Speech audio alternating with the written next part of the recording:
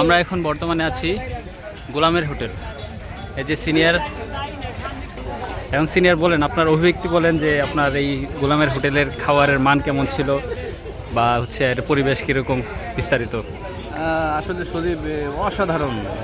গোলামের হোটেল এর আগে কখনো আসলে আসা হয়নি, তো এই প্রথম আসলাম।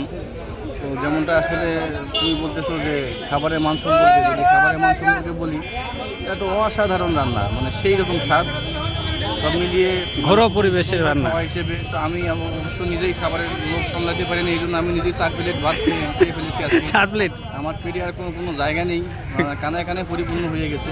গুড। তো এখানে আসলে দূর দূরান্ত থেকে লোক আসে, সবাই অনেক মজা করে খায়। যেমনটি আসলে যদি আমরা দেখাইতে যাই, এখানে আসো, এখানে আমরা দেখতে পাচ্ছি যে সব কিছু আসলে টাটকা রান্না হচ্ছে এখানে। এই যে বিয়ে বাড়ির মতো রান্না, জাস্ট বিয়ে বাড়িতে যেরকম মানুষ রান্না করে ঠিক এভাবেই সব কিছু, যে পেঁয়াজ কাটা হচ্ছে, মরিচ কাটা হচ্ছে, আদা বাটা হচ্ছে, এখানে ওই যে রান্না চলমান আছে। ওই যে রান্নার মান এখানে যেমনটা আসলে দেখতে পাচ্ছেন যে এখানে এই যে মানুষের এত পরিমাণ ভিড়, উঠছে পড়া ভিড়, অনেক দূর দূরান্ত থেকে লোক আসছে এখানে খাবারের জন্য। আমরা হয়তো বা যদি আর একটু পরে আসতাম তাহলে আমরা এই সুযোগটা পেতাম না, আমাদের হয়তো বা দাঁড়িয়ে থাকা লাগতো।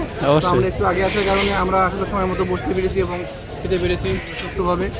তো আপনারাও আসলে যে কেউ যদি ইচ্ছা করেন এখানে খেতে আসতে পারবেন, এখানে অনেক মজা করে খাওয়া যাবে।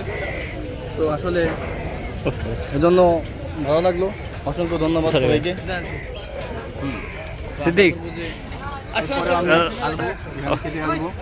ওকে ওকে। এখানে খাবারের আসলে বিলটা বড় কথা না, কিন্তু মজা করে খাওয়া যায়। যেমন হচ্ছে গরুর মাংস, তারপর ছোটো চিংড়ি মাছ, তারপরে হচ্ছে মুরগির মাংস। মুরগির মাংস যে রান্নাটা আসলে অসাধারণ, অসাধারণ। বাড়ির রান্নার যে স্বাদ, অরিজিনাল যে স্বাদ, সেই স্বাদটা এখানে পাওয়া যাবে খেতে। অসংখ্য ধন্যবাদ, তো কথা হবে আবার। ওকে ওকে, ধন্যবাদ।